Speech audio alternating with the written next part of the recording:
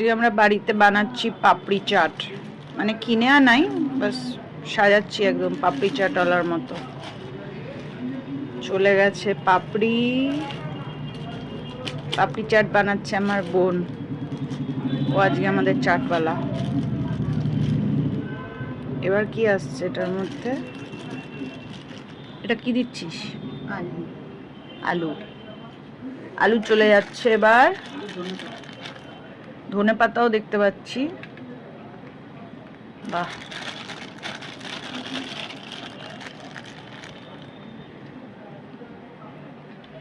দারুণ ব্যাপার।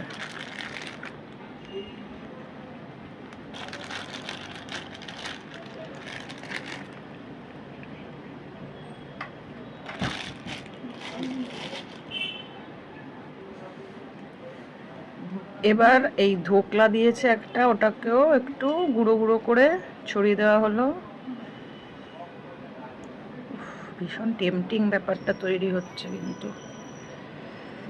এবার কি হবে? পেঁয়াজ।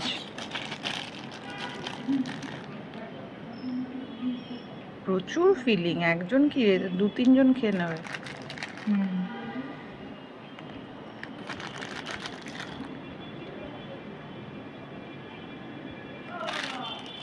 অসম। পুদিনার চাটনি, পুদিনা, আর ওটা হলো তোর না, পুদিনার চাটনি আর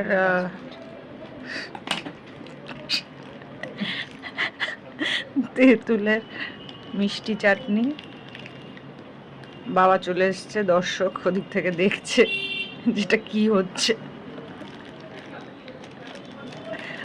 আমরা সবাই অপেক্ষায় আছি কখন তৈরি হবে আর ঝাঁপাবো খেতে।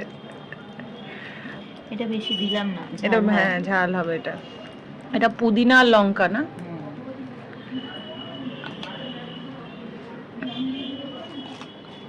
এটা চলে যাচ্ছে তেঁতুলের।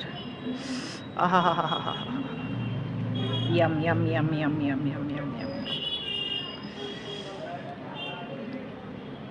বোন আবার 2খানা নিয়ে এসছে। 2খানা লাগবে? 2খানা লাগবে না বলো মা। কি রে, রেখে দে অবশ্য কিছু, অন্য কিছুতে। এবার ঝুড়ি ভাজা মিশিয়ে দিয়েছে, নুন ফোন সব ওটার মধ্যে মশলা মিশিয়ে দেয় ওরা।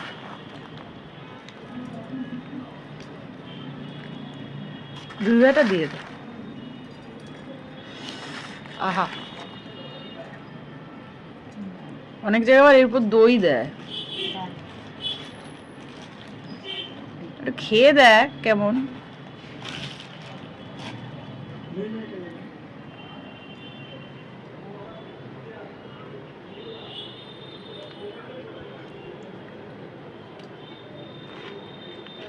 স্বর্গ